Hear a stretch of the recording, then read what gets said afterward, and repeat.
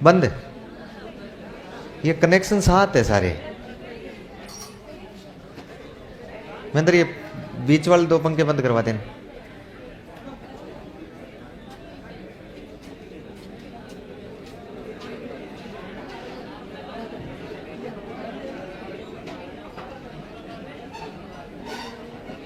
बैठ लिए क्या?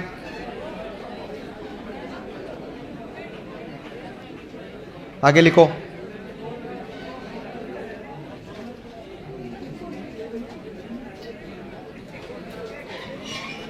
आगे एक छोटी सी हेडिंग लगाओ, मनोविज्ञान के संप्रदाय।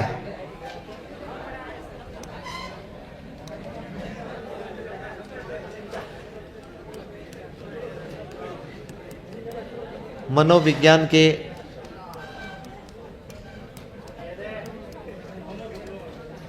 संप्रदाय, हेडिंग लगाओ मनोविज्ञान के संप्रदाय।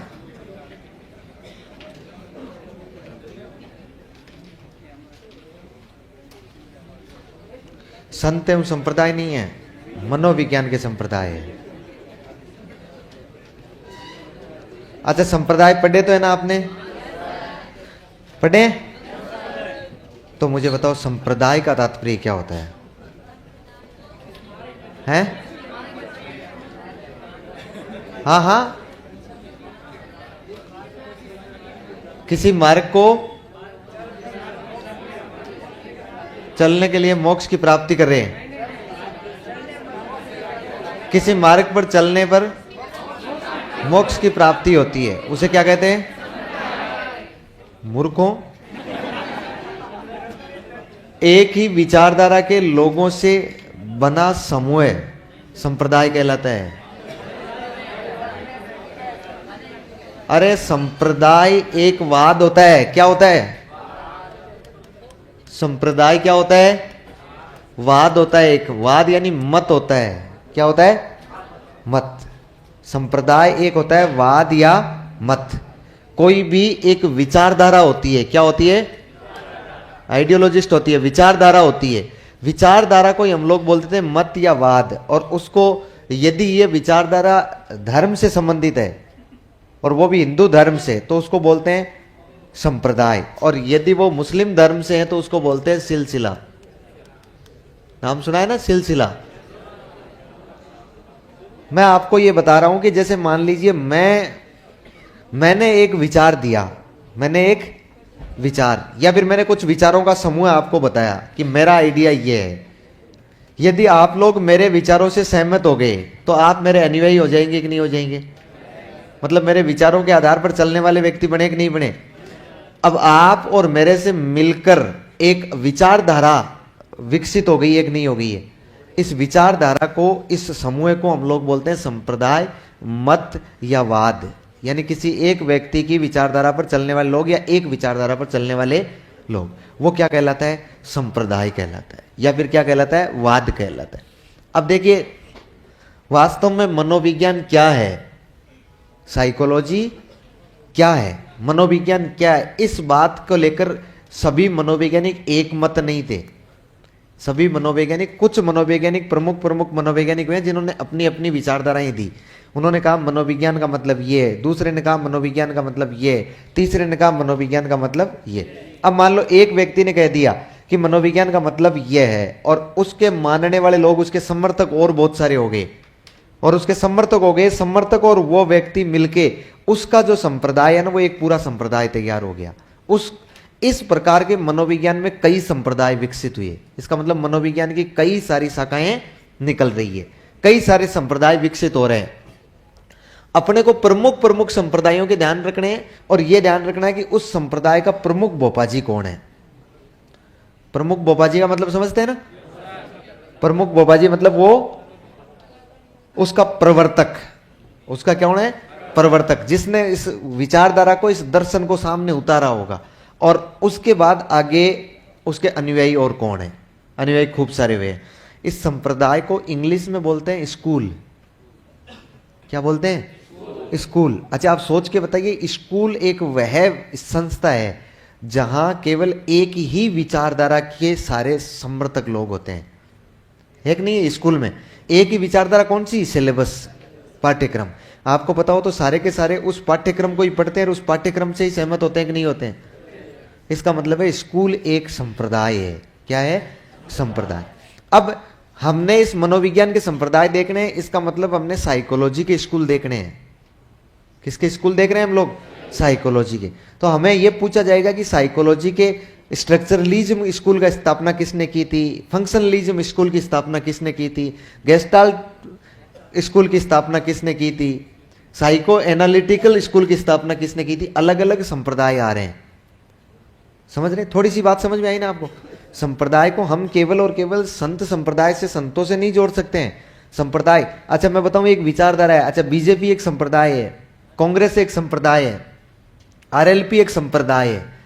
संप्रदाय का मतलब आप समझ रहे हैं ना?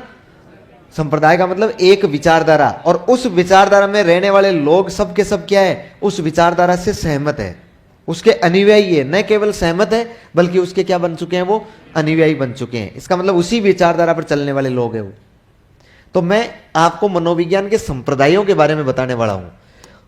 डायरेक्टली रूप से आपके सिलेबस में नहीं है कि मनोविज्ञान के संप्रदाय क्या है, इसलिए आपको बहुत डिटेल से नहीं जाना है, केवल नाम देखना है कौन सा संप्रदाय है और उसका प्रमुख प्रवर्तक कौन हुआ है, ये बात देखनी है। जिस समय आपके ये सिलेबस में आएगा, जब आप ग्रेड सेकंड में जाओगे, तब फिर हम इनको विस्तृत अध्ययन करेंगे कि भाई संप्रदाय क्या है। देखो मनोविज्ञान का एक संप्रदाय है जिसका नाम है, यदि आपने सुना हो तो, संरचनावाद। क्या नाम है? संरचनावाद। अच्छा कौन थे इसके जनक? William Wundt. नाम सुना है क्या विलियम वुंट का? कौन है ये? पहली मनोवैज्ञानिक प्रयोगशाला स्थापित करने वाला व्यक्ति है। कब हुई थी? 1879। इसका मतलब 1879 में इस विलियम वुंट ने एक अपनी विचारधारा प्रस्तुत की थी। उस विचारधारा से बहुत सारे लोग समर्थक हो गए थे उसके। एक संप्रदाय है जिसका नाम है प्रकार्यवाद। क्या नाम है? प्रकार्यवाद। इसके जनक कौन है? William James. अभी का भी याद करना है इनको ना, लिखना नहीं है। एक विचारधारा है मनोविश्लेषणवाद। मनोविश्लेषणवाद कौन है? Sigmund Freud. इसको तो जानते हैं ना आप, ईश्वर सर ने खूब बताया होगा, या पढ़ाया ही नहीं उन्होंने? अभी टीचिंग मेथड नहीं पढ़ाई क्या उन्होंने? सिगमंड फ्राइड को नहीं पढ़ाया क्या? याद ही नहीं किया बेचारे को? क्या नाम बताया था ना? हाँ मुझे लगता है वो फेवरेट गुरुजी है उनके, वो इसी संप्रदाय के हैं। हाँ बोला भी था ना। हाँ वो अपनी विचारधारा को फैला रहे थे, अपने इस संप्रदाय की इस विचारधारा का क्या कर रहे थे? प्रचार प्रसार कर रहे थे वो।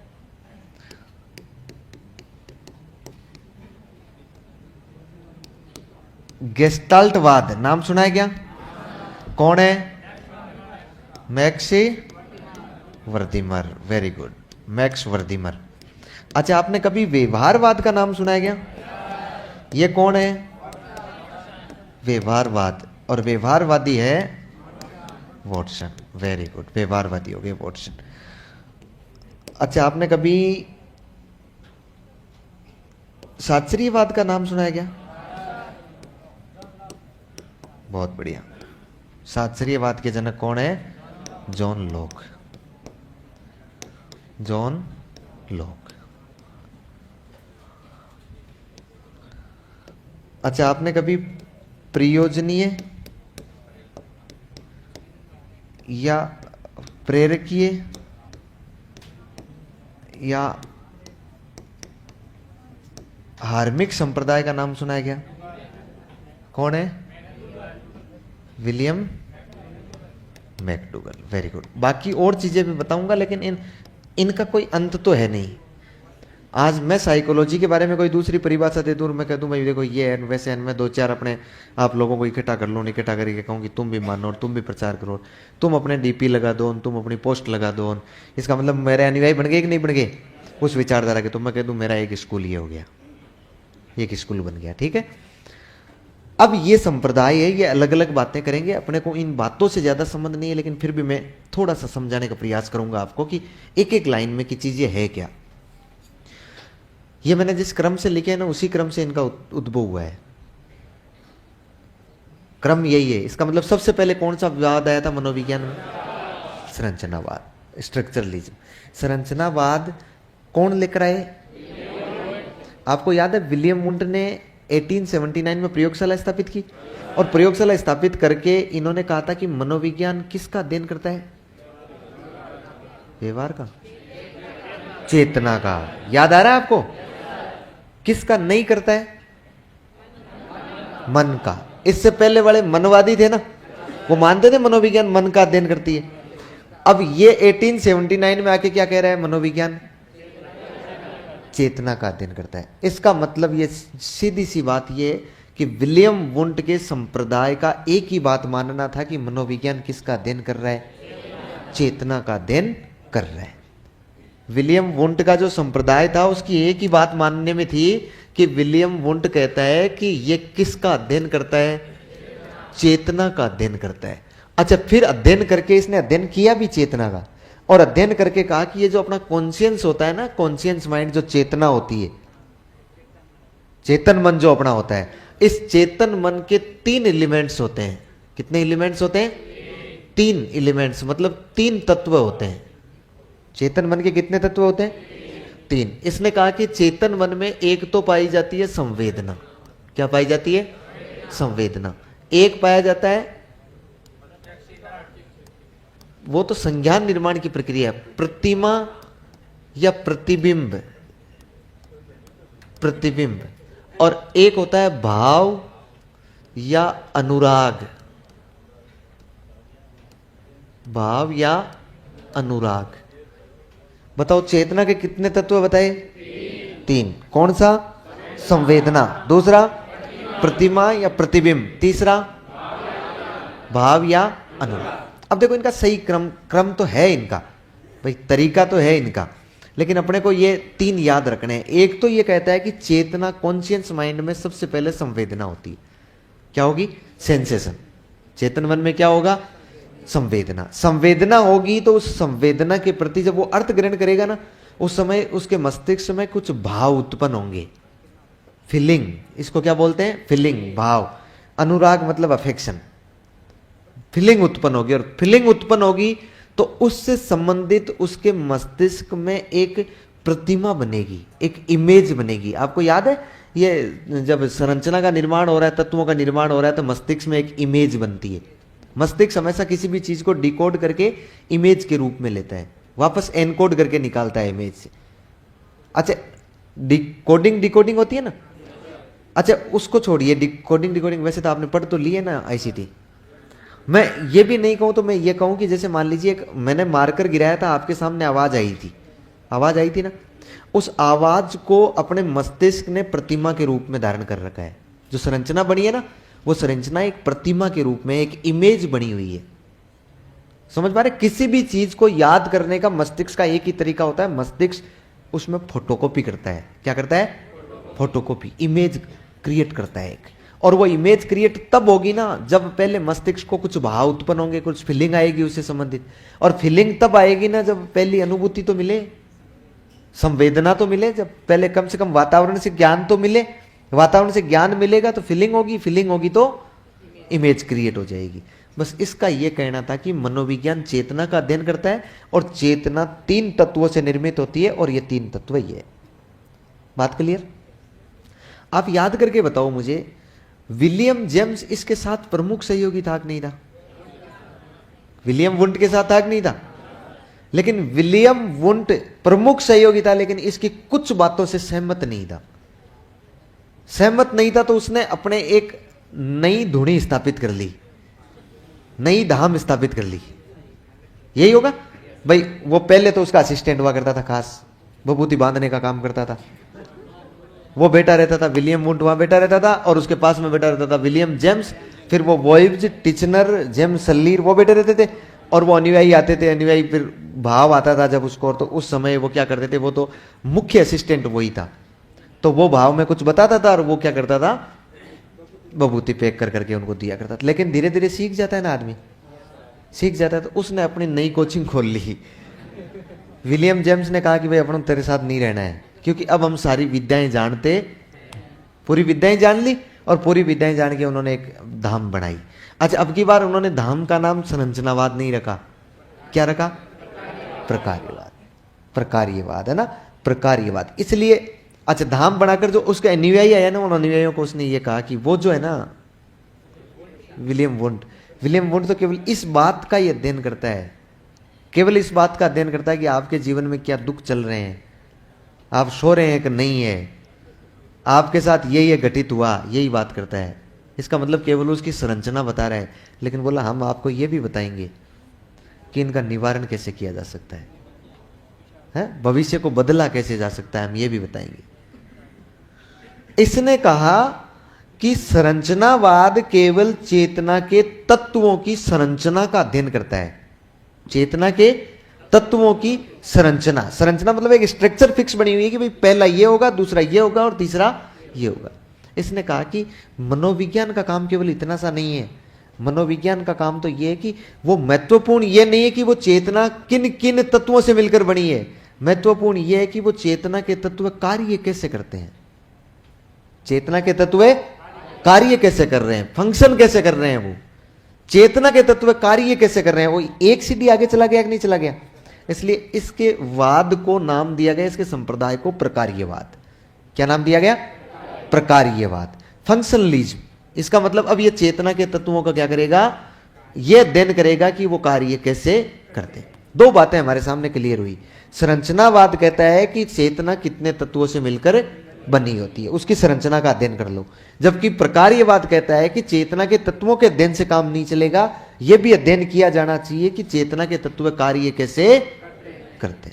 तो ये दोनों थे और दोनों ने अपने अपने विचारधाराएं पनपल। इसके बाद कौन आया, मनोविश्लेषणवाद। ये लगभग देखो, आप सोच के देखो, ये संरचनावाद वास्तव में विकसित होता है 1879 में। बाद में संरचनावाद की नाम की कोचिंग होगी, उस कोचिंग का उद्घाटन तो 1892 में किया गया था, 1892 में, लेकिन शुरू कहां से हो गया था, 1879 से। 1890 में आपको पता है, 1890 में सिगमंड फ्राइड ने आलोचना ठोक दी थी इनकी, ठोकी थी ना सिगमंड फ्राइड ने।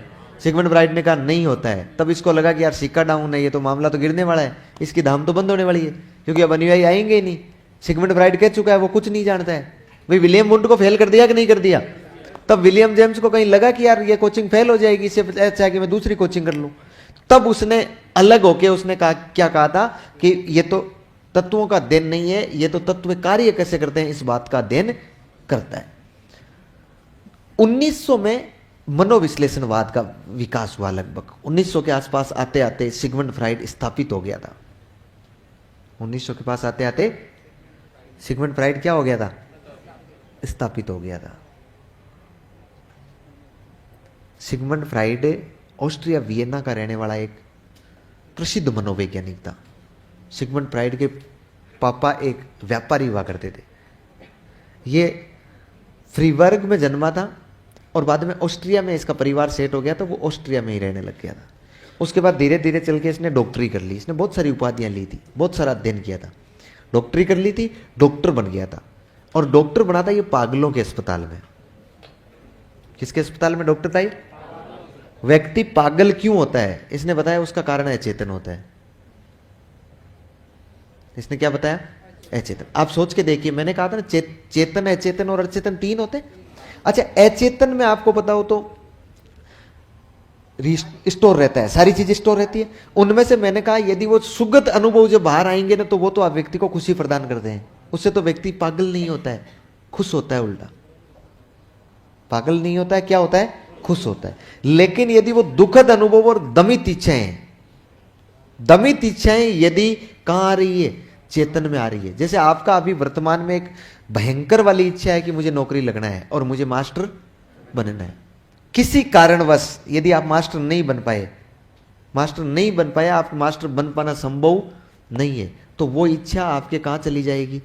अचेतन। धीरे धीरे उन चीजों को भूलोगे तो सही ना भाई, कभी ना कभी तो हम भूलेंगे ना इस चीज को, तो धीरे धीरे हम लोग भूलेंगे। लेकिन जैसे ही किसी मास्टर को देखेंगे, स्कूल को देखेंगे, कोचिंग उत्कर्ष का बैग लिए हुए स्टूडेंट को देखेंगे, तो बताओ मुझे अपने को वापस याद आएगा कि नहीं आएगा? जब वापस याद आएगा तो वो पल अपने लिए कितना खतरनाक होगा, कितना भयंकर होगा। कई बार हम कहते हैं ना यार वो आदमी सदमे में चला गया है। ये सदमे का कारण जो अचेतन में दमित इच्छा है ना, वो इच्छा है। जैसे कोई व्यक्ति मान लो अचानक से अपने को कहे कि आपका परिवारजन या आपका प्रिय व्यक्ति मारा जा चुका है, उसकी डेथ हो गई है। इसका मतलब अपनी इच्छा कतई नहीं थी कि वो मरे, लेकिन अपनी इच्छा के बिल्कुल विपरीत हुआ है कि नहीं हुआ है? तो अपनी जो इच्छा थी, अब अपनी इच्छा है कि वो खड़ा होकर अपने सामने चले और हमसे बात करे, मतलब वो मरे नहीं, लेकिन उस इच्छा का क्या हो गया? दमन हो गया। अब वो अचेतन वाली इच्छा जब चेतन में लौटती है तो चेतन को झकझोर के रख देती है। यदि जिस व्यक्ति के पास थोड़ा सा माइंड ज्यादा होगा, जिस व्यक्ति के पास संवेगात्मक बुद्धि अधिक होगी, वो व्यक्ति उन चीजों को कंट्रोल कर लेगा, और जिसके पास संवेगात्मक बुद्धि कम होगी उससे वो चीजें कंट्रोल नहीं होगी तो जोर जोर से मांग रखेगा, रुकने का प्रयास करेगा, लेकिन अपने आप को रोक नहीं पाएगा, और फिर वो ज्यादा ही अनकंट्रोल हो जाएगी। तो ऐसी स्थिति में वो व्यक्ति पागलपन की ओर चला जाएगा, पागलपन की ओर मुड़ जाएगा। तो व्यक्ति पागल क्यों होता है? वो केवल अचेतन में दमित इच्छाओं के कारण होता है। वो इच्छाएं पूरी नहीं हो पाती है और इस वजह से व्यक्ति पागल हो जाता है। इसलिए सिगमंड फ्राइड ने अथाह अध्ययन किया इस बात पर, और सिगमंड फ्राइड ने अपने को यह बताया कि व्यक्ति पागल क्यों होता है। इसने यह भी कहा कि चेतन मन का अध्ययन नहीं करना है। अध्ययन किसको करना है? अचेतन का अध्ययन करना है। अब अचेतन शब्द एक बुरा था, इसलिए इसने उसको अपने अचेतन संप्रदाय नाम नहीं रखा। इसके संप्रदाय का नाम क्या हो गया? मनोविश्लेषण। मनोविश्लेषण होता है साइको एनालिटिकल। साइको एनालिटिकल का मतलब होता है मन का विश्लेषण। किसका विश्लेषण करना है? मन का। बोले चेतन में क्या है उससे मतलब नहीं है अपने को, अचेतन में क्या है उसको बाहर निकालो। बालक के अचेतन में क्या चल रहा है उसको बाहर निकालो, चेतन में क्या है उससे लेना देना नहीं है। जैसे देखो इसने उदाहरण दिया, मान लो आप दो तीन दोस्त है, चार दोस्त है, आप चार दोस्त है और आराम से आप अपने कमरे में रह रहे हैं, रूम पर रह रहे हैं। चार दोस्त है, मस्ती से पढ़ रहे हैं, संडे टू सैटरडे पढ़ रहे हैं, ये मंडे टू सैटरडे पढ़ रहे, संडे ऑफ रहता है। सैटरडे को शाम को आप 8 बजे तक क्लास रहती है, लेकिन 8 बजे से थोड़ा पहले निकल जाते हैं आप में से कोई एक दोस्त, या फिर आप किसी को मैसेज करके कह देते हैं कि व्यवस्था कर लेना, भाई मेरी तो क्लास 8 बजे छूटेगी। आप सैटरडे को आराम से मस्ती से 2-2 पैक लेते हैं, बैठते हैं, खाना वाना खाते हैं, सो जाते हैं। संडे को आराम से 11 बजे तक उठते हैं और फिर जो होता है उसको रिवाइज कर लेते हैं और वापस सोमवार से लेकर शनिवार तक आप पढ़ते रहते हैं। मस्त जीवन चल रहा है, मस्त पढ़ाई चल रही है। ले मने मत लेना, ऐसे पढ़ाई चलती नहीं है, मैं तो उदाहरण दे रहा हूं। हाँ, तुम कहीं सच में।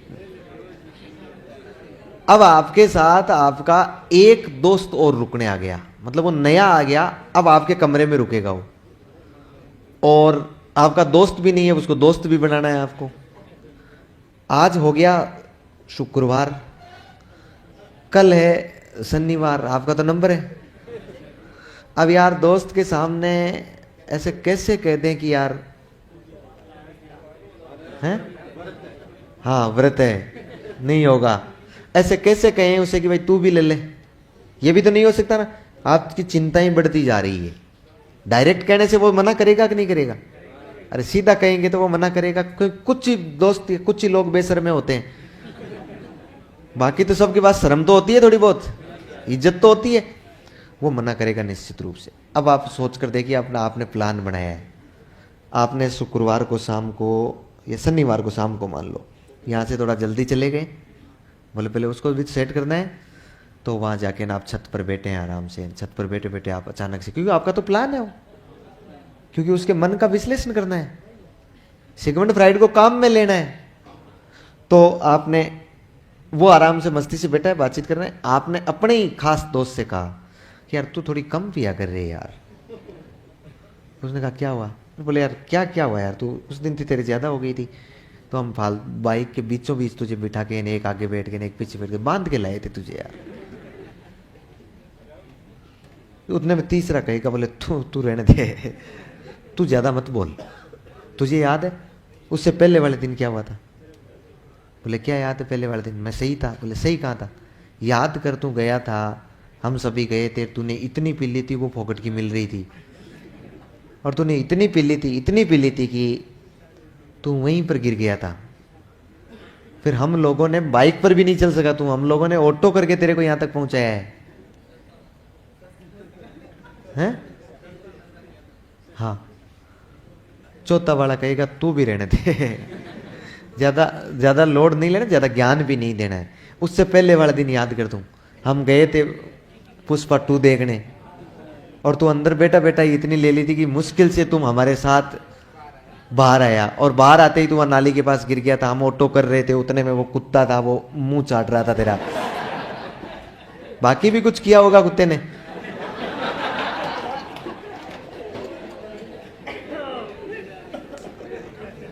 हो गया। अब वो देख के सोच रहा है यार बड़े गजब के बेवड़े हैं यार, यही सोच रहा है ना, गजब के बेवड़े हैं। फिर उतने में एक धीरे से कहता है, बोले तू भी चलती है क्या? बोला नहीं नहीं, हम आपकी तरह नहीं पीते भाई साहब, हम तो कोई शादी पार्टी होती तो एक आध पेक ले लेते हैं। ये लो। किसका विश्लेषण हुआ? मन का। उसके अचेतन में छुपा हुआ था, उसको आपने बाहर निकाल दिया, और फिर तुरंत कहते हैं कि लो करो शुरू, हाफ ले आओ। क्योंकि पहले 4 थे, अब कितने हो गए? 5 हो गए। मुझे बताओ, आपने उसके छुपी हुई बातें निकाल ली कि नहीं निकाल ली? जो चेतन में थी, वो नहीं कहना चाह रहा था हमें, उन बातों को भी आपने निकाल लिया। ये सिगमंड फ्राइड कहता है कि किसका विश्लेषण करना है अपने को? मन का। और मन का विश्लेषण करने, जो चीजें अचेतन में छुपी हुई है ना, वो चीजें कहां निकालनी है? बाहर निकालनी। एक बालक की अचेतन में छुपी हुई चीजें बाहर निकालने का मतलब है उस बालक के व्यक्तित्व का अध्ययन करना, उसके व्यवहार का अध्ययन। और सिगमंड फ्राइड तो यहां तक कहता है कि बालक का जो भी व्यवहार कर रहा है ना, व्यक्ति इस दुनिया में कोई भी काम कर रहा है ना, कोई भी व्यवहार कर रहा है, कोई भी एक्टिविटी कर रहा है, उसके पीछे उसका अचेतन जिम्मेदार है। वो इसलिए कर रहा है क्योंकि उसके अचेतन में कुछ इच्छाएं क्या है? दमित है, और उसी के कारण वो व्यक्ति मोटिवेट रहता है, और उसी के कारण वो कार्य करता है। यदि सही कार्य कर रहा है तो भी वही कारण है, और यदि वो गलत कार्य कर रहा है तो भी वही कारण है। दोनों का कारण वही है। एक व्यक्ति बहुत अच्छे अच्छे कार्य कर रहा है ना समाज में, उसके पीछे भी अचेतन की इच्छाएं हैं, और एक व्यक्ति बहुत बुरा काम भी कर रहा है ना, तो उसके पीछे भी अचेतन की इच्छा है। तो मनोविश्लेषण आया लगभग 1900 ईस्वी में, व्यवहारिक रूप से अपने सामने उपस्थित हुआ, और सिगमंड फ्राइड को बहुत प्रसिद्धि मिली थी। आगे चल के सिगमंड फ्राइड ने बहुत सारे अध्ययन किए थे, बहुत सारे अथाह अध्ययन किए थे, लेकिन लास्ट में इनका देहांत हो गया था। देहांत हुआ था 1935-40 के आसपास मरे थे शायद ये, या नहीं 1950 के आसपास, 1950 के आसपास इनका देहांत हुआ। 1924 में इनको पता लग गया था कि इनको कैंसर हो गया है, इनको मुंह का कैंसर हो गया था, और उसका कारण सिगरेट ज़्यादा पीना था। ये एडवांस वो सारी सिगरेट वो बहुत ज़्यादा पिया करते थे। हाँ, जो भी होती है ना, वो बहुत अथाह पिया करते थे, अथाह पिया करते थे। डॉक्टर थे, पागलों के डॉक्टर, और एक क्रिएटिव माइंड का व्यक्ति था। इन्होंने मनोविज्ञान को जो चीज़ें दी है ना, वो शायद मुझे लगता नहीं है किसी और ने दी है। ये मनोविज्ञान के लोक देवता से कम नहीं है, ये मनोविज्ञान का लोक देवता है। ये अभी हाल ही में गया, ज़्यादा वर्ष नहीं हुए। अब ये वर्तमान के तो नए नए मनोवैज्ञानिक तो अभी चल रहे हैं, अभी जिंदा है। जैसे आपने कभी नाम सुना होगा हार्वर्ड गार्डनर। हार्वर्ड गार्डनर नाम सुना है ना? हार्वर्ड गार्डनर तो अभी जिंदा है। अल्बर्ट बांडुरा, बांडुरा तो अभी 2021 में मरा था। जेरोम ब्रूनर कभी नाम सुना हो तो, जेरोम ब्रूनर अभी 2016 में मरा था। तो ये तो अभी आधुनिक के मनोवैज्ञानिक है बहुत सारे, और बहुत सारे मनोवैज्ञानिक तो अभी है, बहुत सारे मनोवैज्ञानिक तो है। खैर, अपने क्या है?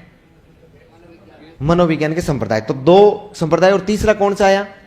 मनोविश्लेषण। मनोविश्लेषण कंप्लीट हुआ। इसके बाद गेस्टाल्टवाद। अच्छा, गेस्टाल्ट ध्यान से सुनिएगा। गेस्टाल्ट एक जर्मन भाषा का शब्द है। किसका शब्द है? जर्मन भाषा का शब्द है। गेस्टाल्ट जर्मन शब्द है और उसका शाब्दिक अर्थ होता है, उसके शब्द का अर्थ देखें तो उसका अर्थ होता है पूर्णाकार। क्या होता है? पूर्णाकार। पूर्णाकार मतलब समग्रता, मतलब संपूर्ण आकार, पूरी आकृति। मतलब क्या होता है? पूरी आकृति। गेस्टाल्टवाद अपने को यह बात सिखाया जा रहा है कि मनोविज्ञान जो है ना, मनोविज्ञान अंतर्दृष्टि है। अंतर्दृष्टि मतलब इनसाइट है। इनसाइट मतलब सूझ है। क्या है? सूझ। यह कह रहा है कि बालक जो कुछ भी सीखता है ना, वो सूझ के कारण सीखता है, वो उसकी अपनी खुद की अंतर्दृष्टि के कारण सीखता है, इनसाइट के कारण सीखता है। बालक के सामने जो भी समस्या आ रही है, अब देखो समस्या समझ गए ना क्या है? मतलब बालक के सामने कोई भी समस्या आ रही है, मतलब किसी भी चीज को सीखना है, वो उसके लिए समस्या है। उस सीखता है, उसके पीछे उसकी सूझ जिम्मेदार है। और एक बालक को सूझ तभी उत्पन्न हो सकती है। सूझ मतलब एक आइडिया, समस्या के समाधान, समस्या का समाधान। जैसे मैं आपको यह कहूं कि आप मुझे यह बताइए कि आपको अब यहां से गांव जाना है, ठीक है, और आपकी क्लास है 8 बजे तक। तो आपकी क्लास भी खराब नहीं हो और आप गांव भी पहुंच जाएं, और आपके लास्ट गाड़ी जो जाने वाली है ना, वो है 7 बजे तक, 7 बजे बस जाने वाली है। तो आप मुझे ये बताइए कि आप कैसे मैनेज करेंगे? तो आपके सामने एक समस्या आई, इस समस्या का समाधान आप किसके द्वारा कर रहे हैं? सूझ के द्वारा। किसके द्वारा? सूझ। और एक व्यक्ति में, एक बालक में सूझ तभी उत्पन्न हो सकती है जब आप उस समस्या के सभी पहलुओं का पूरी आकार, संपूर्णाकार में अध्ययन कर लेते हैं, वरना अन्यथा सूझ उत्पन्न। यदि मैं इनमें से एक बात बता के छोड़ दूं कोई भी, कि 7 बजे आपकी बस है, मैंने आगे पीछे की कोई बात नहीं बताई है, तो क्या सूझ उत्पन्न होगी? समस्या का क्या समाधान होगा? यह कह रहा है कि गेस्टाल्टवाद कह रहा है कि बालक को यदि आपको सिखाना है तो उसके मस्तिष्क में सूझ उत्पन्न करवानी पड़ेगी, और सूझ उत्पन्न करवानी है तो आप बालक को जो समस्याएं हो रही है, उन समस्याओं को पूरे संपूर्ण आकार में उसका क्या करवा देना है? अध्ययन करवा देना है, सभी पहलुओं का अध्ययन करवा देना है। और सभी पहलुओं का अध्ययन करवाओगे ना, तब बालक के मस्तिष्क में क्या उत्पन्न होगी? सूझ। और सूझ तब उत्पन्न हो सकती है जब मस्तिष्क की पूरी शक्तियां मिलकर एक साथ काम करें। इसका मतलब मानसिक शक्तियों का संगठन जरूरी है। मानसिक शक्तियों का संगठन तब उत्पन्न होगा जब आप सभी परिस्थितियां से बालक के सामने रखेंगे कि समस्या ये। कई बार हम लोग आपस में नहीं कहते हैं, जैसे कोई दोस्त है आपका, वो उदास हो रखा है, उदास बैठा है, तो आप उसे कहते हैं बता क्या बात है यार, क्या हो गया? तो आप कहते हैं, वो बताता है कि नहीं यार कुछ नहीं हुआ, छोड़ना यार। और बोले फिर भी तू बता क्या हो गया? तो वो कहते हैं यार वही परिवार वाली समस्या, परिवार वाली समस्या। अब आपको उस समस्या का समाधान करना है, आपको अपनी मानसिक शक्तियों का संगठन करना जरूरी है। तो एक परिवार वाली समस्या बताइए, आप समझ गए क्या? उसको आप यही कहेंगे ना कि तू मुझे पूरे डिटेल से समझा, क्या क्या घटनाएं कब कब घटित हुई।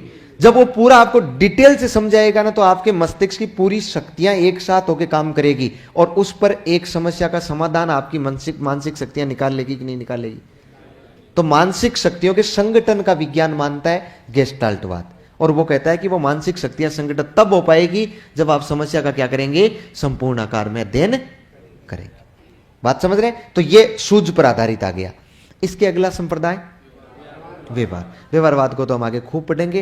व्यवहारवाद तो करके सीखने की बात कर रहा है। व्यवहारवाद तो ये कह रहा है कि बालक को यदि जिस प्रकार का वातावरण देंगे, जिस प्रकार का माहौल देंगे, जिस प्रकार का कार्य करवाएंगे, वो बालक उसी प्रकार से आगे बढ़ता जाएगा। ये तो व्यवहारवाद, सीधा सीधा व्यवहारवाद है। खूब पढ़ेंगे व्यवहारवाद के सिद्धांत। फिर साहचर्य। साहचर्यवाद का मतलब होता है एसोसिएशन। साहचर्य यानी होता है एसोसिएशन, और एसोसिएशन मतलब होता है जोड़ना।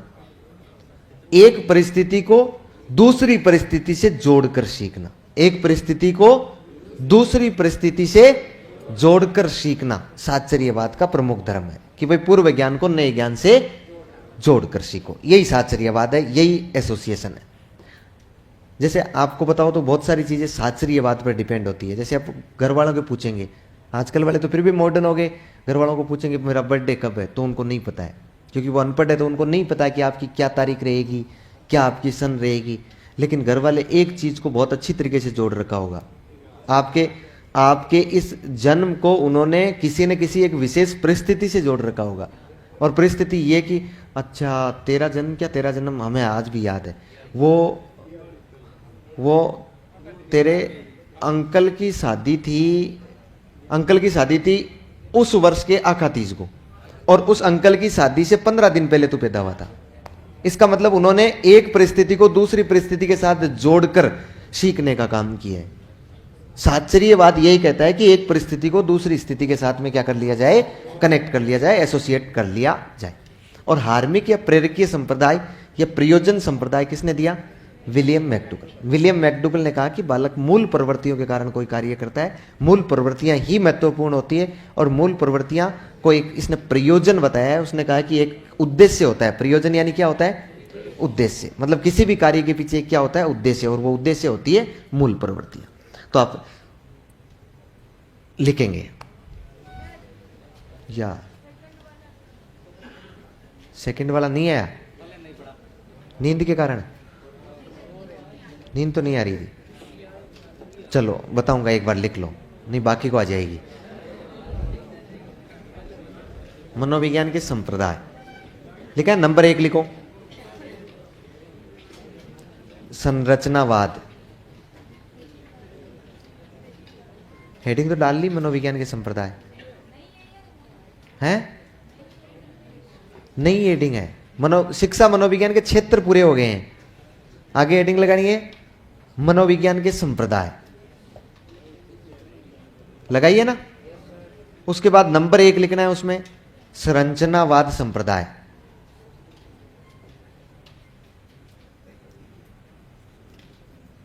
संरचनावाद संप्रदाय।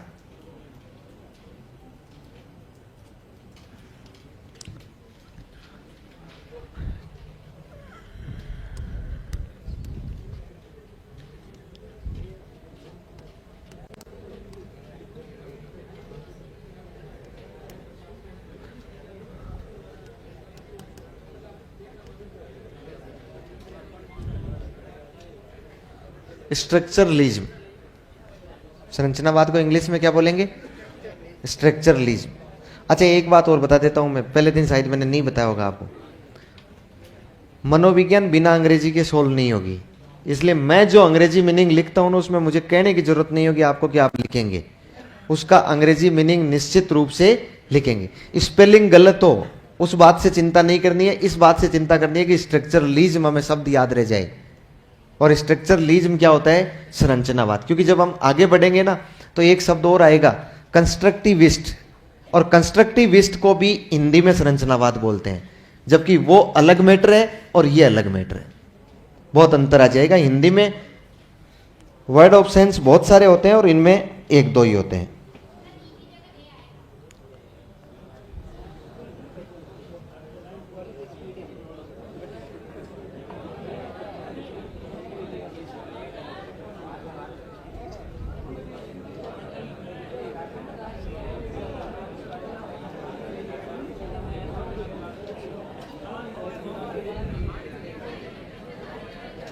हैं?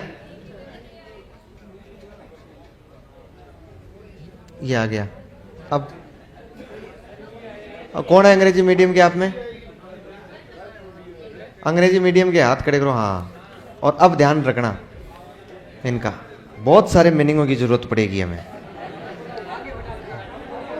अरे अरे तुम रहने दो, मतलब तुम मेरे इतने बड़े अनुयायी बन गए हो, तुमको लगता है कि मैं थोड़ी छूट दे दूं तुम उठा के लाके आगे बिठाओ, है ना? लेकिन इस सही बात को यूज में नहीं लेना है। देखो आपने सवाल पूछा है मुझे, अब मुझे नहीं पता है कि आपने ये सवाल मुझे क्यों पूछा है, किसने पूछा है वो भी नहीं पता है। सुनना ध्यान से। इन्होंने कहा वुंट 1879 में संरचनावाद दिया। क्या दिया? संरचनावाद दिया। सिगमंड फ्राइड ने 1900 में मनोविश्लेषणवाद दिया। ये 2 बातें मैंने आपको समझा दी। दिया सन 1900 में। मनोविज्ञान का क्रम है आत्मा। मनोविज्ञान का क्रम क्या है? आत्मा, मन, चेतना और व्यवहार। फिर इन्होंने लिखा है नीचे कि आत्मा 16वीं सदी में, मन 17वीं में, चेतना 19वीं में और व्यवहार 20वीं में है। तो सिगमंड फ्राइड चेतना के अध्ययन से पुनः मन के अध्ययन पर क्यों गया? चेतना के अध्ययन से पुनः मन के अध्ययन पर क्यों गया? पीछे हो रहे क्या? जबकि 1900 में मनोविज्ञान चेतना के विज्ञान के रूप में परिभाषित था। जबकि 1900 में मनोविज्ञान चेतना के विज्ञान के रूप में परिभाषित था। पहले वाली क्लास लिए क्या आपने दोनों? अब देखिए, मैंने आपको बताया सबसे पहले किसका विज्ञान है? किसका विज्ञान है? आत्मा का विज्ञान है। उसके बाद मैंने आपको बताया किसका बना? मन का। कुछ अध्ययन तो आत्मा पर भी हुए होंगे, कुछ अध्ययन तो आत्मा पर भी हुए, लेकिन आत्मा पर वो सुस्पष्ट अध्ययन नहीं हो पाए कि आत्मा अपना वर्चस्व बनाए रख सके। उसके बाद आया मन।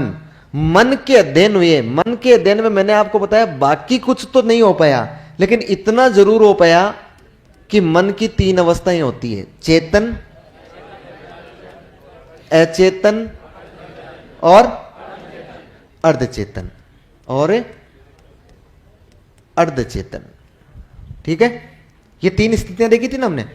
इस मन के बाद क्या आया था? चेतना, और चेतना के बाद व्यवहार। अभी हम पूरी चीजें समझे नहीं है इनमें से ना, अभी व्यवहार पर बहुत डिटेल से चर्चा करनी है। ये मन हम लोग कब लेकर आए थे? 17वीं 18वीं सदी में था कि नहीं था? चेतना कब लाए थे? 1879 में। और 1879 से लेकर 1890 में आते आते इसकी आलोचना होगी, हुई थी आलोचना। और आप याद करके देखो, जब इसकी आलोचना हुई तो सिगमंड फ्राइड ने यह कहा था, चेतना एक मन का पार्ट है, एक मन की अवस्था है कि नहीं है?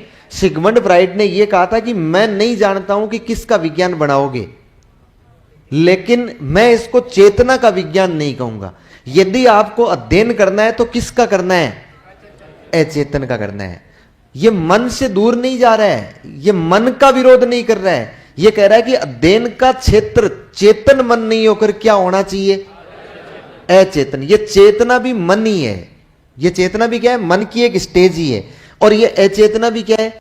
मन की एक स्टेज ही है। यह हमेशा से केवल अचेतन पर लगा हुआ था और अचेतन का ही अध्ययन करता रहा। बात समझ में आ रही है? फिर देखिए, व्यवहार का अध्ययन आया लगभग 1905 में। याद करो, विलियम मैकडूगल ने 1905 में कहा था। 1905 में आओ चाहे 1900 में आओ, उसे लेना देना नहीं है। व्यवहार क्या होता है मैं आपको आगे बताऊंगा। व्यवहार 2 प्रकार का होता है, एक होता है मानसिक और एक होता है शारीरिक। मानसिक और शारीरिक। अच्छा, मानसिक व्यवहार का मतलब है मेंटल का प्रोसेस करना, मेंटल का प्रोसेस करना। और ये मेंटल प्रोसेस जो है ना, वो सिगमंड फ्राइड कहता है कि इस अचेतन मन में दमित इच्छाओं के कारण हो रही है। इसका मतलब व्यवहार किस कारण से हो रहा है? अचेतन मन में दमित इच्छाओं। इसका सब्जेक्ट था अनकॉन्शियस, इसका ओनली एक सब्जेक्ट हुआ करता था अनकॉन्शियस। इसने जीवन भर इस अनकॉन्शियस पर अध्ययन किया।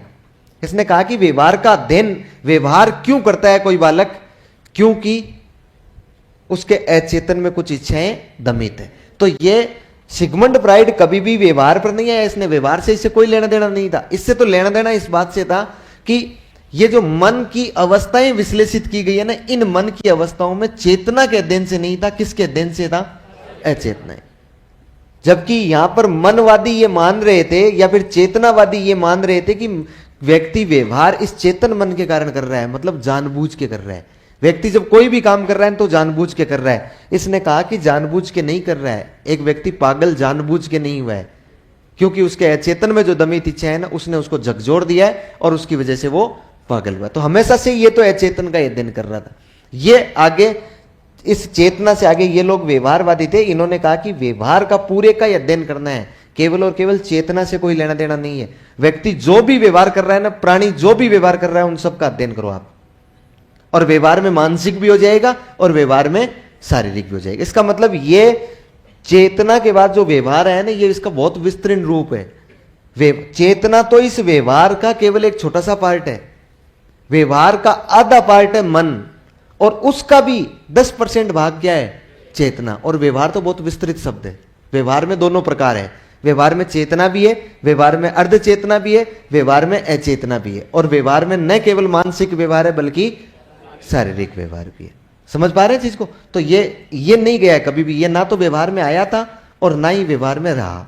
इसने तो प्रारंभ से ही मन का विश्लेषण किया है और अचेतन की बात कही है।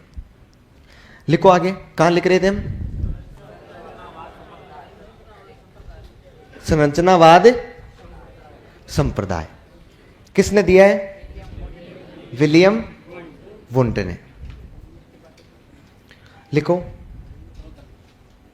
हाँ, इसमें एक लाइन लिखनी है ना। लिखो, इस संप्रदाय के अनुसार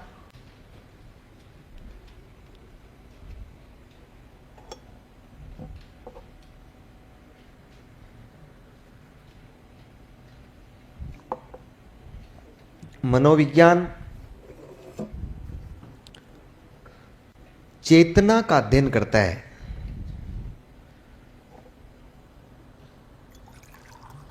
इस संप्रदाय के अनुसार मनोविज्ञान चेतना का अध्ययन करता है।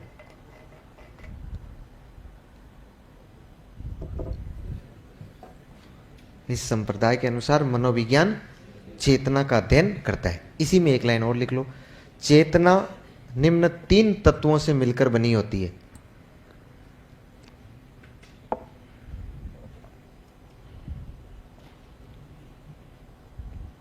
चेतना निम्न 3 तत्वों से मिलकर बनी होती है।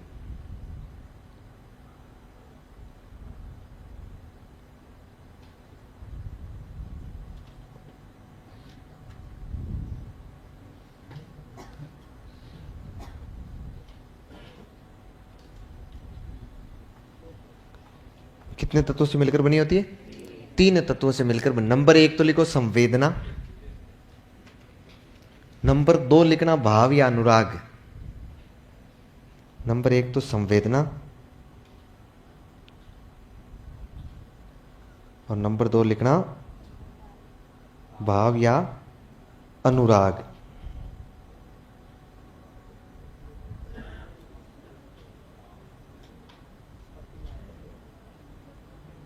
संवेदना, भाव या अनुराग। और तीसरा लिख लेना प्रतिमा या प्रतिबिंब।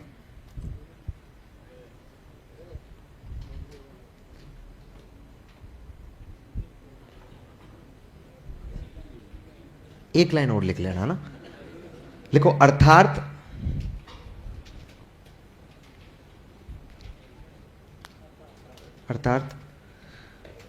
इसके अनुसार, इसके मतलब इस संप्रदाय के, अर्थात इसके अनुसार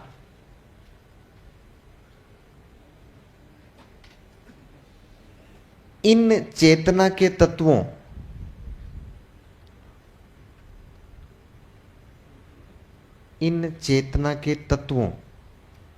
की संरचना का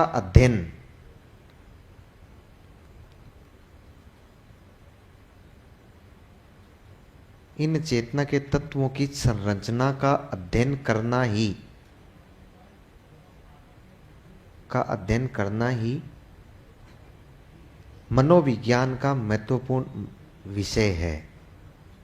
मनोविज्ञान का महत्वपूर्ण विषय है।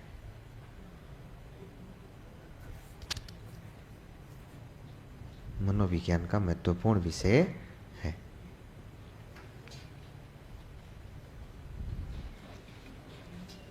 ठीक है। दूसरा लिखो।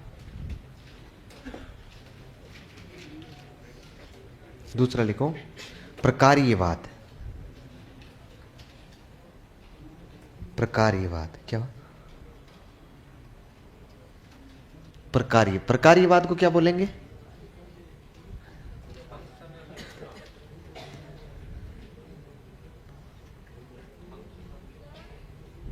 क्या?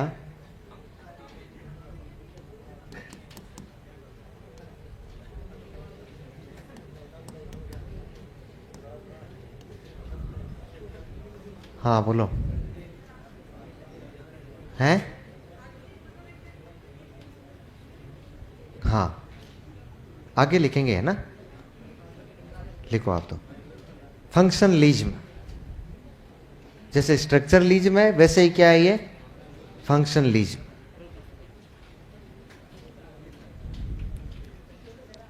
लिखो। अच्छा, प्रवर्तक तो लिख रहे हो ना आगे? विलियम जेम्स, आगे डेस लगा के विलियम जेम्स लिख लेना।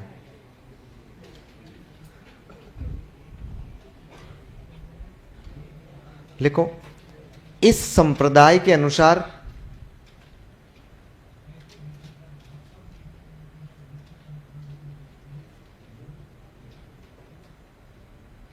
इस संप्रदाय के अनुसार मनोविज्ञान का मुख्य विषय, मनोविज्ञान का मुख्य विषय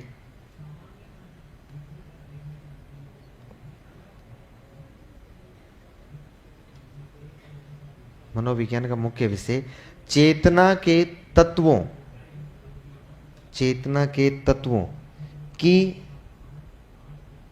चेतना के तत्वों की संरचना का अध्ययन करना नहीं है।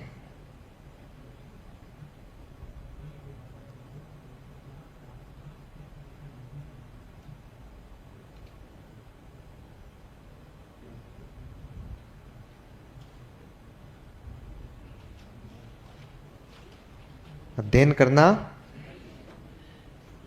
नहीं है।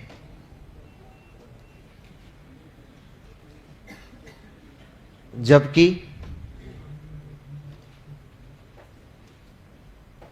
ये जानना है कि, जबकि ये जानना है कि चेतना के ये तत्व,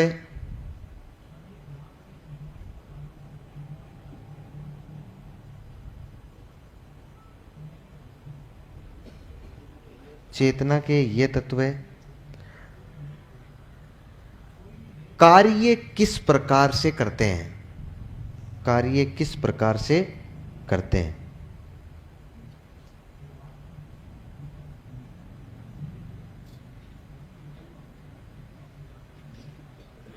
कार्य किस प्रकार से करते हैं। देखो हमने दो बात की है। एक तो हमने कहा संरचनावाद। संरचनावाद में तो क्या लिखा है, वो कह रहा है कि मनोविज्ञान का मुख्य सब्जेक्ट ही क्या है, चेतना के तत्व कैसे कैसे बने हुए हैं उनकी संरचना का अध्ययन कर लो।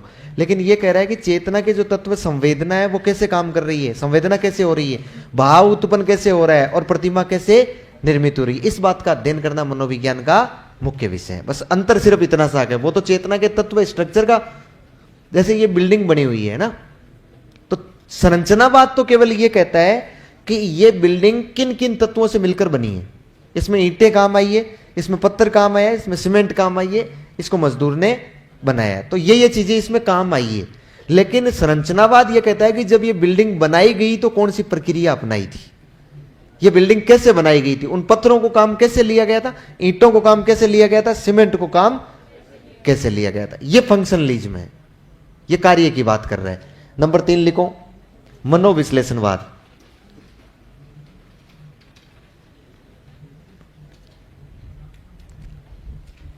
मनोविश्लेषण को इंग्लिश में क्या बोलते हैं,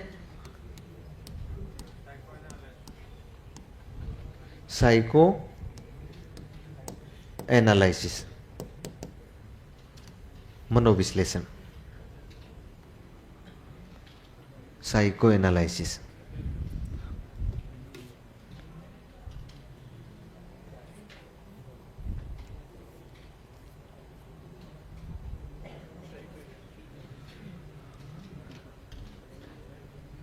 लिख लिया।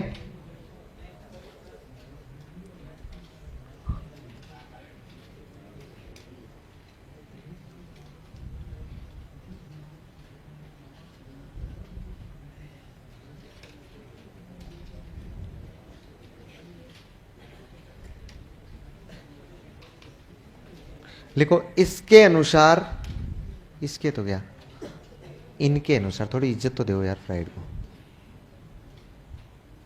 इनके अनुसार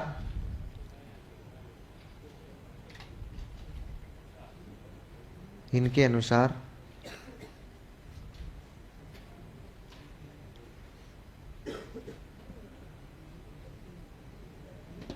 प्राणी के व्यवहार का, इनके अनुसार प्राणी के व्यवहार का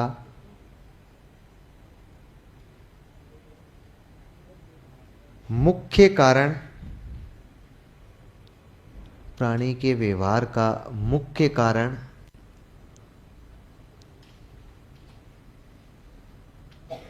प्राणी के व्यवहार का मुख्य कारण उसके अचेतन में, उसके अचेतन में दमित इच्छाएं होती है चेतन में दमित इच्छाएं होती है।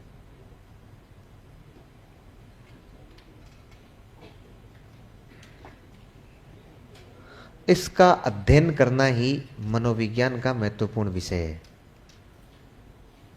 इसका अध्ययन करना ही मनोविज्ञान का महत्वपूर्ण विषय है।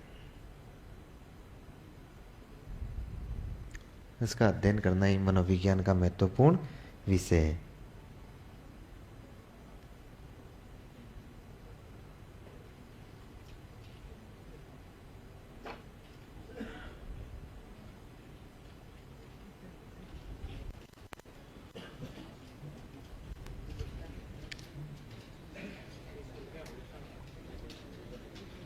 किसका अध्ययन करना है?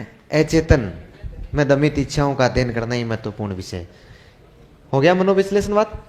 फिर एक शब्द लिख लो, गेस्टाल्टवाद।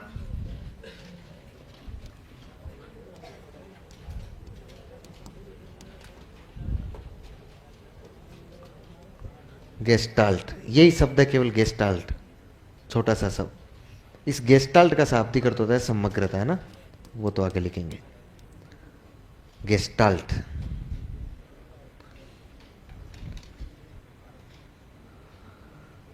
ये गेस्टाल्ट तो दुनिया में इतना प्रसिद्ध हुआ है कि आज पूरे विश्व में सबसे ज्यादा स्कूलें हैं ना बालकों को पढ़ाने की, वो इस संप्रदाय की है। गेस्टाल्ट संप्रदाय की स्कूलें हैं। जर्मनी में बहुत ज्यादा स्कूलें हैं, यूएसए में बहुत ज्यादा स्कूलें हैं। गेस्टाल्ट लिख लिया? अच्छा लिखो,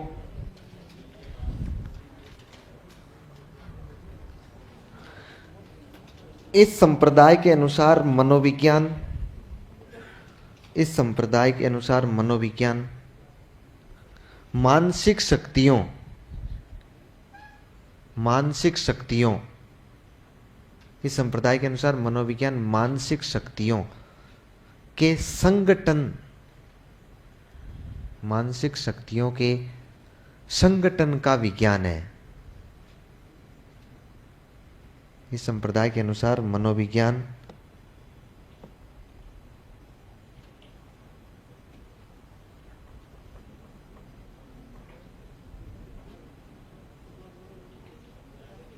क्या लिखा है? के अनुसार मनोविज्ञान मानसिक शक्तियों के संगठन का विज्ञान है, का विज्ञान है। मतलब किसका अध्ययन होना चाहिए? मानसिक शक्तियों को संगठित करने का अध्ययन होना चाहिए।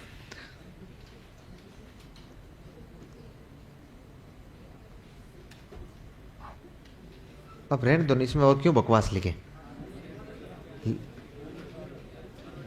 लिखो नहीं, एक लाइन लिखो तुम, फिर लिख लो। गेस्टाल्ट एक जर्मन शब्द है, गेस्टाल्ट एक जर्मन शब्द है जिसका अर्थ होता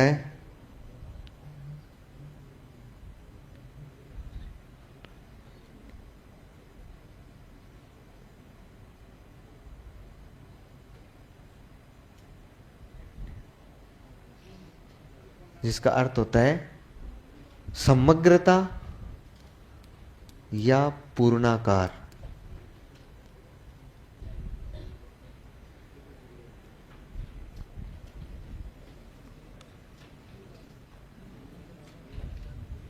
पूर्णाकार, समग्रता या पूर्णाकार, अर्थात अर्थात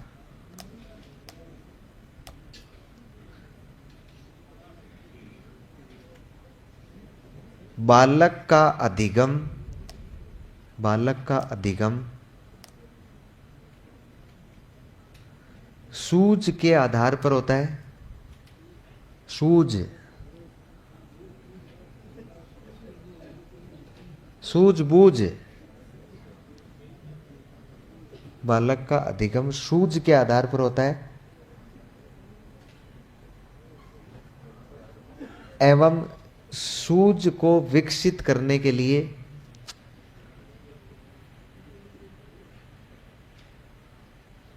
सूझ को विकसित करने के लिए सूझ को विकसित करने के लिए समस्या का पूर्णाकार रूप में अध्ययन करना आवश्यक है। सूझ को विकसित करने के लिए समस्या का पूर्णाकार रूप में अध्ययन करना आवश्यक है।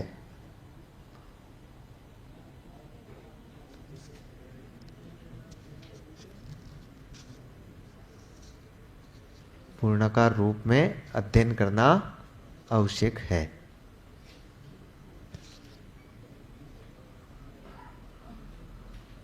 ठीक है, नेक्स्ट लिखो। व्यवहारवाद। व्यवहार को क्या बोलते हैं इंग्लिश में?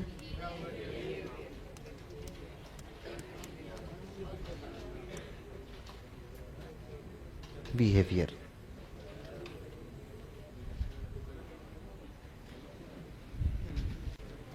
लिखो व्यवहारवाद। इनको तो खूब पढ़ेंगे हम। व्यवहारवाद, गेस्टाल्टवाद, मनोविश्लेषणवाद, ये तो बहुत महत्वपूर्ण है।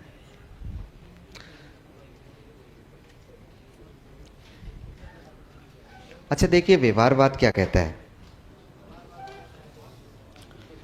सुनिए वॉटसन क्या कह रहा है सीधा सीधा।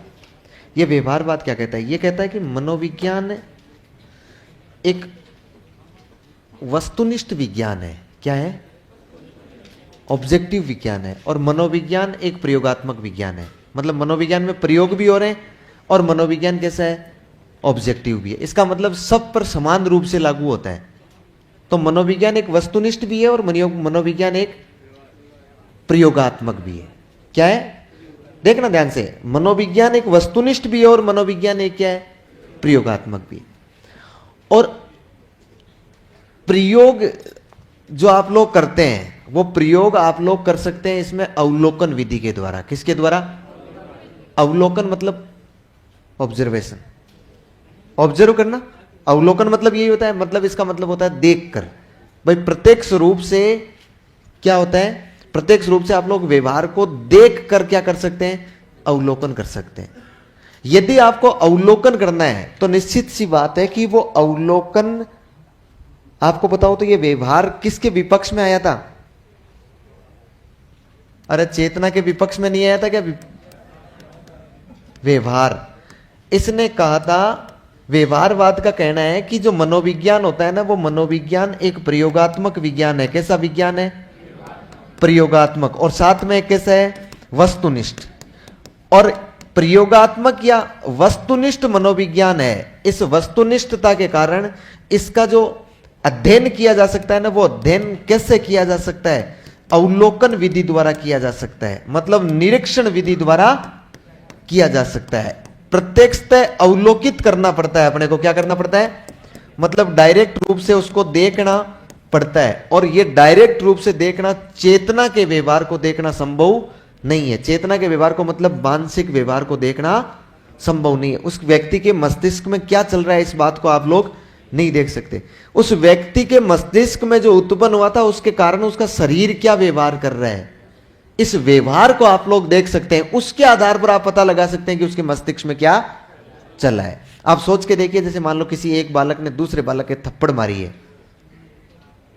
थप्पड़ मारी है, उसने व्यवहार किया है ना, ये व्यवहार ही तो प्रत्यक्षता अवलोकनीय है।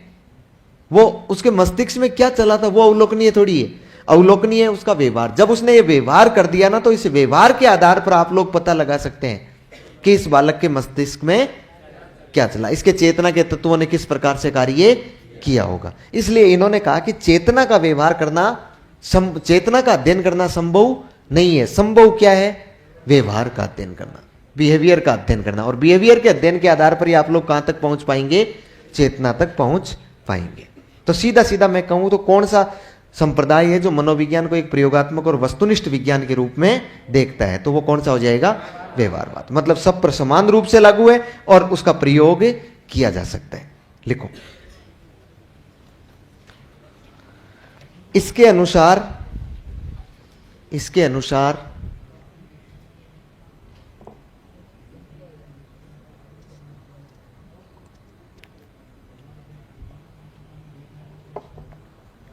अनुसार मनोविज्ञान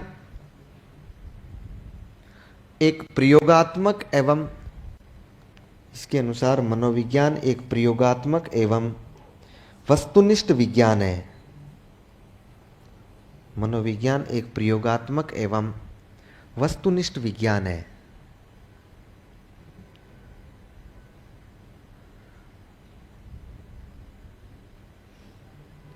मनोविज्ञान एक प्रयोगात्मक एवं वस्तुनिष्ठ विज्ञान है, जिसे जिसे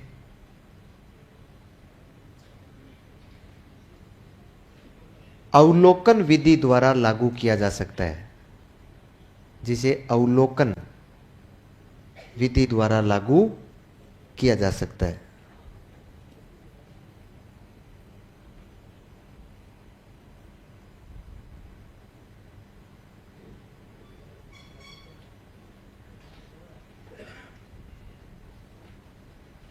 जिसे अवलोकन विधि द्वारा लागू किया जा सकता है। इसी में कंटिन्यू करना। व्यवहार प्रत्यक्षतः अवलोकित होता है। व्यवहार प्रत्यक्षतः अवलोकित होता है।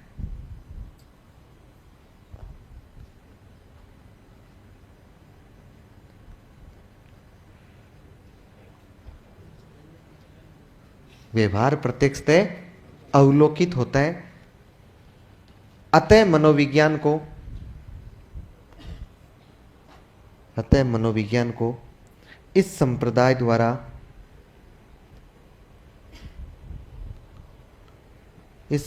द्वारा व्यवहार का अध्ययन करने वाला विषय माना जाता है। व्यवहार का अध्ययन करने वाला विषय माना जाता है। व्यवहार का अध्ययन करने वाला विषय माना जाता है।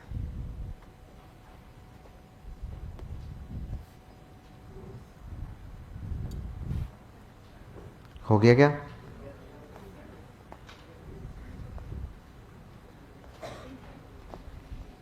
बस तो इतने लिखने हैं। इनके भी नाम तो लिखो। साचर्यवाद, साचर्यवाद का जनक। साचर्यवाद को क्या बोलेंगे? एसोसिएशन या एसोसिएटिव।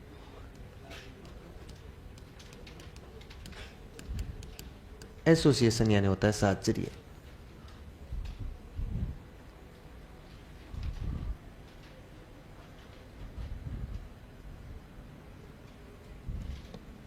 और इसके प्रवर्तक कौन हो जाएंगे? John Locke.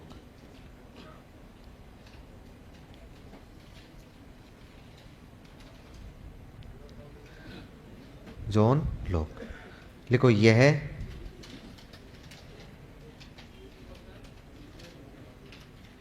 साचर्यवाद लिख लिया। John Locke. लिखो यह संप्रदाय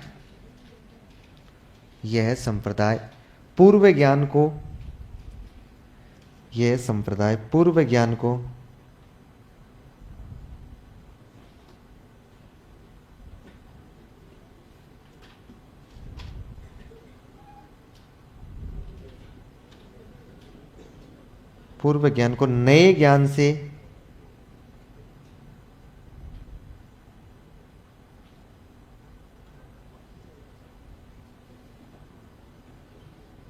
यह संप्रदाय पूर्व ज्ञान को नए ज्ञान से जोड़कर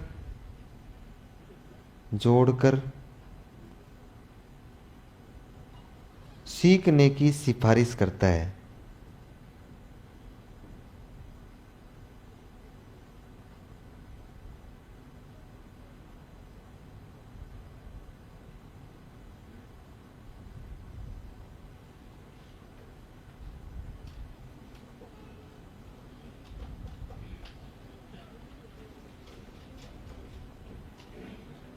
जोड़कर सीखने की सिफारिश करता है। अगला लिख लो। अगले का नाम लिख लो।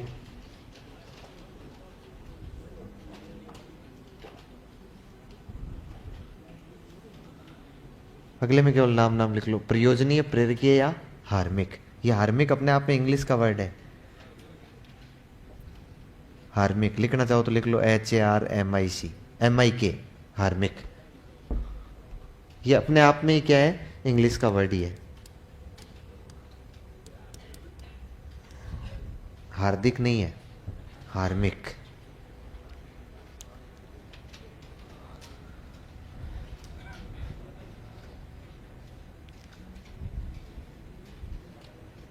विलियम मैकडूगल है ना, विलियम मैकडूगल का पूरा सिद्धांत पढ़ेंगे हम, इसलिए अन्य तो पूरा लिखा जा सकता है ना आधा लिखा जा सकता है।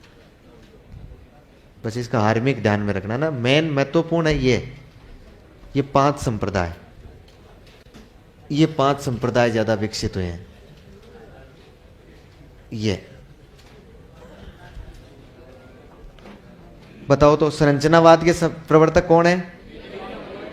प्रकार्यवाद के, मनोविश्लेषणवाद के, फिर गेस्टाल्टवाद के, व्यवहारवाद के, साहचर्यवाद के, प्रयोजनीय प्रेरकीय, विलियम मैकडूगल। अच्छा, खूब बकवास लिख ली ना।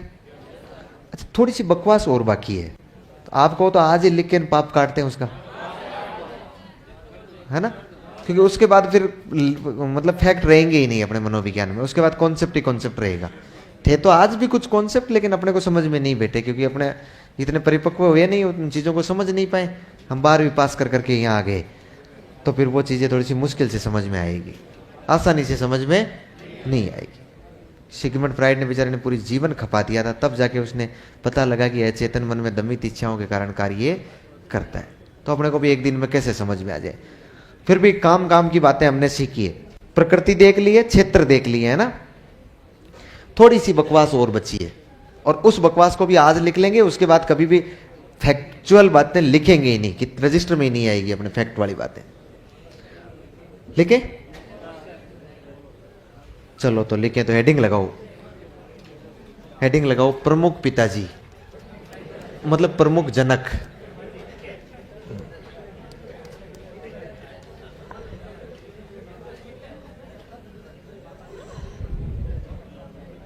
प्रमुख फूफा जी मत लिख लेना तुम, प्रमुख जनक। पूरे आगे मनोविज्ञान में हर जगह नहीं लिखवाना पड़ेगा इसका जनक ये है, इसका जनक ये है, एक साथ ही लिख लें जो भी 5-4 है उनको। डाउट तो आएगा ही आएगा यार, डाउट तो आएगा ही। बहुत अंतर है, ऐसे डाउट नहीं आने हैं अभी, है ना। साहचर्यवाद संप्रदाय और संज्ञान में क्या अंतर है? संज्ञान को 6 घंटे तक पढ़ेंगे हम, तब समझ में आएगा, 1 मिनट में नहीं आएगा।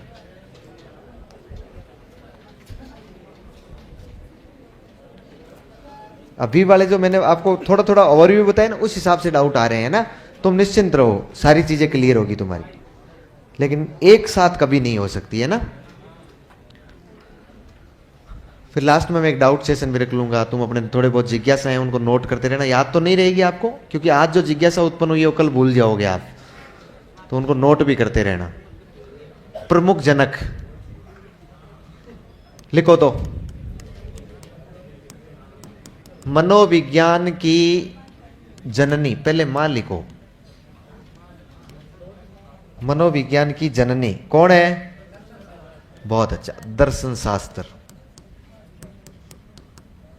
मनोविज्ञान की जननी दर्शन शास्त्र। अब जब जननी है तो जनक तो होगा ही, मनोविज्ञान का जनक कौन है? बहुत बढ़िया, अरस्तु। और मान लो अरस्तु ऑप्शन में नहीं हो तो कौन होगा? William James, William James. अरस्तु तो केवल बच्चे के जन्म प्रमाण पत्र में लिखा हुआ है, बाकी वास्तव में तो विलियम जेम्स है।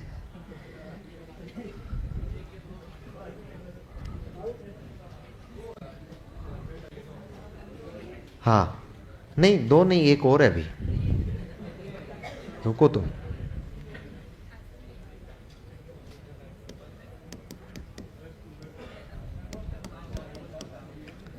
आधुनिक मनोविज्ञान का जनक आधुनिक मनोविज्ञान का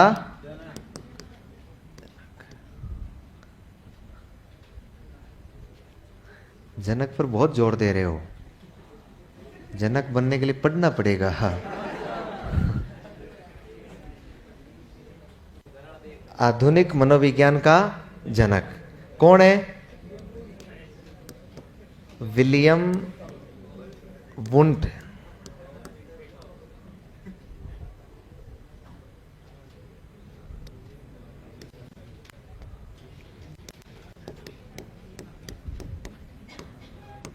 अमेरिका में मनोविज्ञान का जनक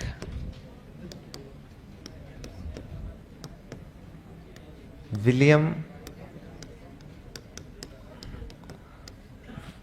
जेम्स। अब जब अमेरिका में है तो भारत में भी तो होगा ना। भारत में मनोविज्ञान का जनक, भारत वाले कम थोड़ी है। एन सेनगुप्त।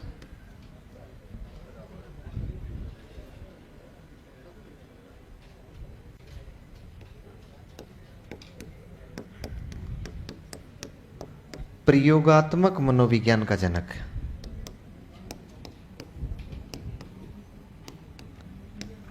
William Wundt.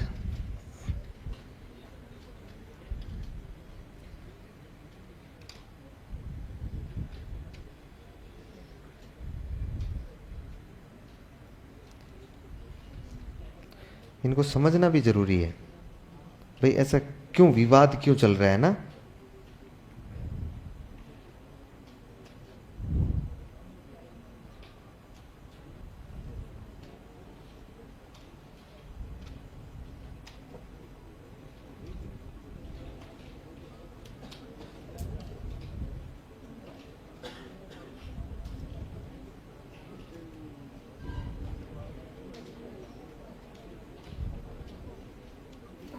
हो गया क्या?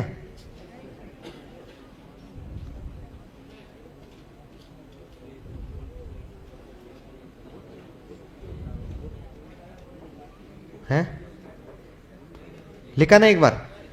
अब थोड़ा सा देखिए आप मेरी बात। मनोविज्ञान की जननी में तो कोई डाउट नहीं है ना, क्योंकि मनोविज्ञान दर्शन शास्त्र से अलग हुआ है, इसलिए यहां पर तो कोई समस्या नहीं है। समस्या है यहां पर कि मनोविज्ञान का जनक कौन है। तो मनोविज्ञान आपको पता है हमने कहां से उठाया? अरस्तु के दर्शन से उठाया। मनोविज्ञान के नियम और सिद्धांत अरस्तु काम में लेता था कि नहीं लेता था? और अरस्तु महान मनोवैज्ञानिक था, यानी महान दार्शनिक हुआ है दुनिया का, इसलिए इसको इज्जत देने के लिए हम लोग इसे क्या मान लेते हैं? मनोविज्ञान का जनक। देखो ये व्यक्ति कितना माइंडेड हुआ होगा।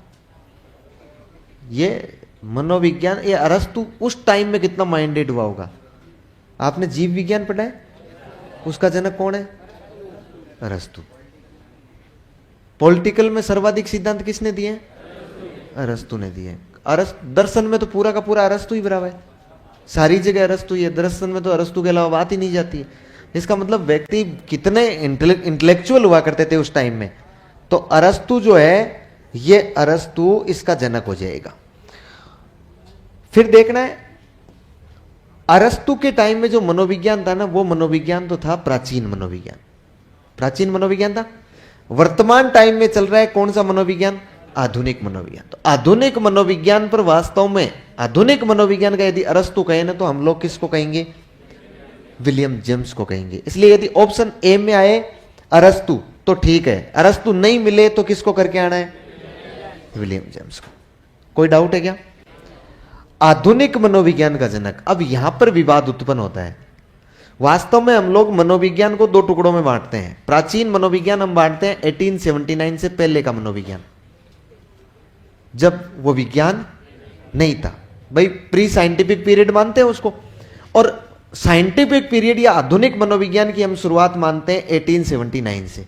मुझे बताओ इस मनोविज्ञान को विज्ञान का दर्जा दिलाने में महत्वपूर्ण योगदान किसका रहा? विलियम वुंट का था। इसलिए आधुनिक मनोविज्ञान का पिता कौन होना चाहिए? William Wundt. इसलिए हमने बिना किसी बेईमानी किए हुए इसको हमने क्या कर दिया? आधुनिक मनोविज्ञान का पिता बना दिया। और साथ में देखो किसका बनाया? प्रयोगात्मक, क्योंकि सबसे पहली बार प्रयोग भी किसने किए थे? इसी ने किए थे। लेकिन ये विलियम वुंट आपको बताओ तो जर्मनी का था। ये कहां का था? जर्मनी का। विलियम जेम्स इसका प्रमुख सहयोगी था और वो था अमेरिका का। अमेरिका, देखो चीजें अपने तक इर्द गिर्द रहनी चाहिए। कहा दुनिया में नाम अमेरिका वालों ने कहा कि यार अब दुनिया में सबसे ज्यादा साइकोलॉजी को विकसित अमेरिका ने किया। क्योंकि आप सोच के देखो, शिक्षा मनोविज्ञान तो पैदा ही कहाँ हुआ, अमेरिका में ही हुआ, तो सबसे ज्यादा विकसित इसने किया। अमेरिका ने कहा यार अपने आदमी को प्रमुख बनाना है, इसलिए अमेरिका वाले जो लोग हैं ना, जितने भी, चाहे वो साइकोलॉजिस्ट हुए हैं, चाहे अमेरिका में कोई भी बात आई है, अमेरिका वाले लोग विलियम वुंट को जनक मानते ही नहीं। वो कहते हैं कि हमारा जनक तो कौन है, विलियम जेम्स है। मतलब आधुनिक मनोविज्ञान का उनके कहने के अनुसार तो कौन है, विलियम जेम्स है। और बाकी दुनिया किसको मानती है, विलियम वुंट को। इसलिए विवाद उत्पन्न होता है। इसलिए हमने यहां एक लाइन और लिख दी है, अमेरिका में मनोविज्ञान का जनक किसको माना जाता है, विलियम जेम्स को। तो आधुनिक मनोविज्ञान अमेरिका के अलावा आए तो कौन हो जाएगा, विलियम वुंट, और अमेरिका में पूछे तो कौन हो जाएगा, विलियम जेम्स। फिर भारत में एन सेनगुप्त। एन सेनगुप्त वह व्यक्ति है जिसने भारत में पहली मनोवैज्ञानिक प्रयोगशाला खोली थी, इसलिए इसको हमने क्या कह दिया, फादर ऑफ साइकोलॉजी। ठीक है, कोई डाउट नहीं यहां तक, आगे लिखो। अगला लिखो,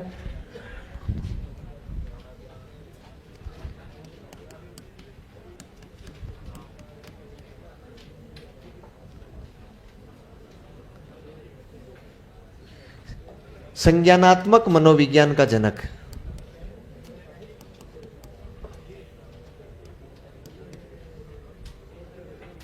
का जनक, देखिए मैं उस व्यक्ति की बात कर रहा हूं जिसने संज्ञानात्मक पर सर्वाधिक अध्ययन किया है।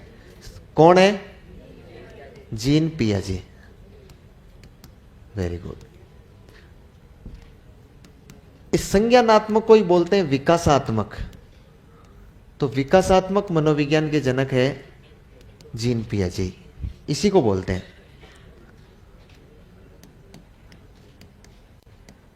एक आता है निर्मितवाद। तो निर्मितवाद के जो जनक हैं वो आते हैं जेरोम ब्रूनर। Jerome Bruner.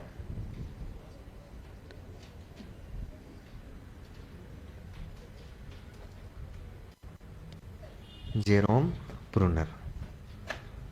एक आता है सामाजिक निर्मितवाद।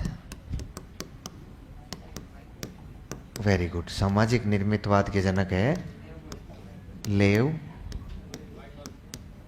वाई गोत्स्की।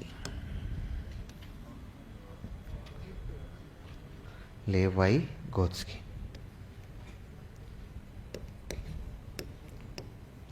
एक आता है विश्लेषणवाद का जनक,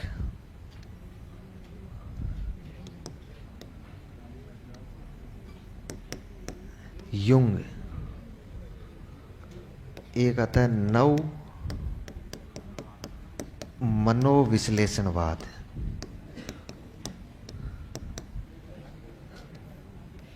नव मनोविश्लेषणवाद, इसका जनक आता है एरिक इरिक्सन।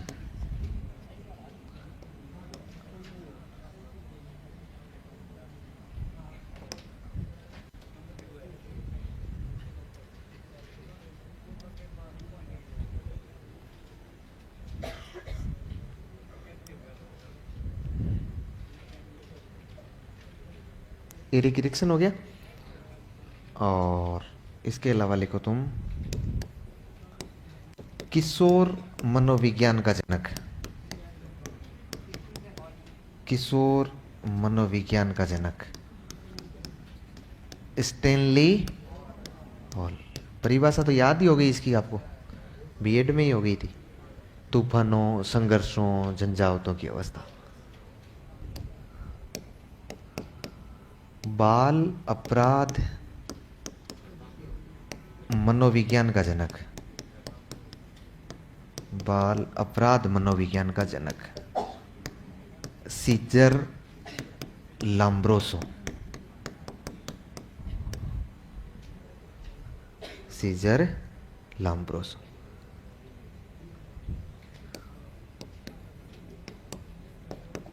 अच्छा, शिक्षा मनोविज्ञान का जनक, शिक्षा मनोविज्ञान का जनक थॉर्नडाइक।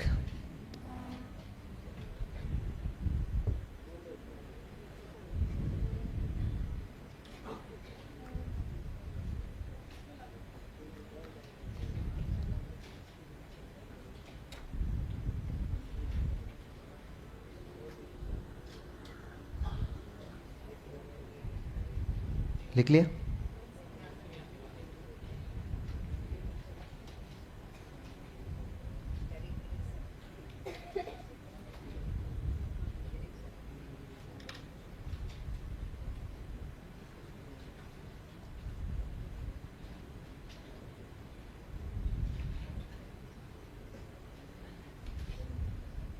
अब तो लिख लिया होगा।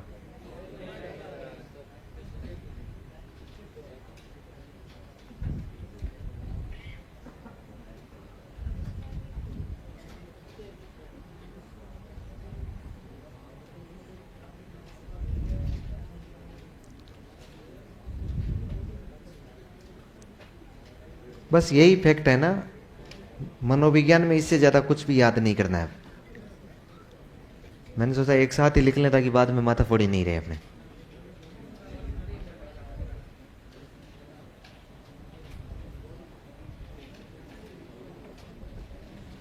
और लिखने हैं ना, पिताजी पूरे नहीं हुए हैं।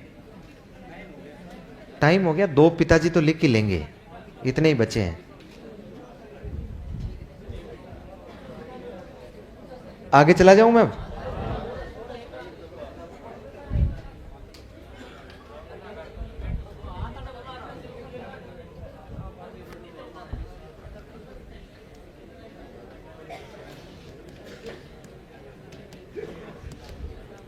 संबंधन के जनक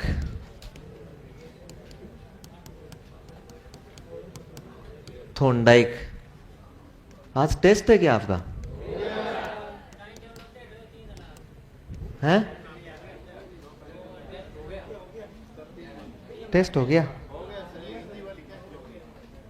नहीं, मतलब क्लास जल्दी कैसे छूट रही है आपकी? अच्छा, हिंदी की क्लास थी अभी?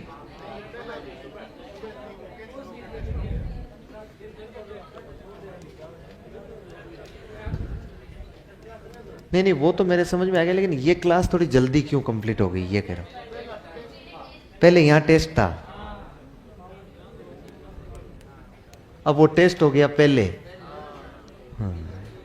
तो अपने थोड़ी बढ़ा लें तो क्या फर्क पड़ता है?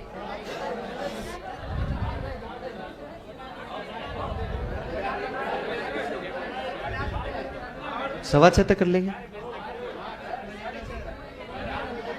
हैं? अरे रुको रे रुको।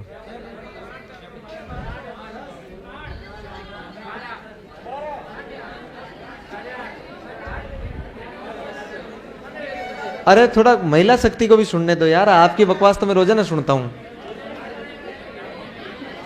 नहीं बढ़ाना है? कोई बात नहीं, नहीं बढ़ाऊंगा मैं।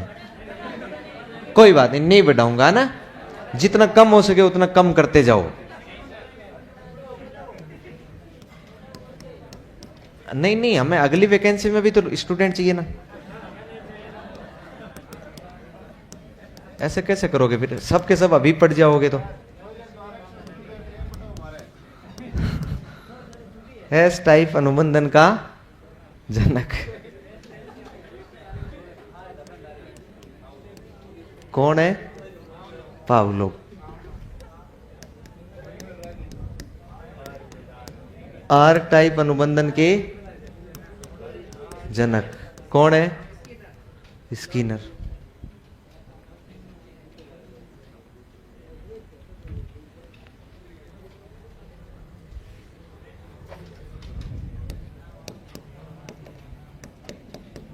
व्यक्तिगत विभिन्नता के जनक केटल।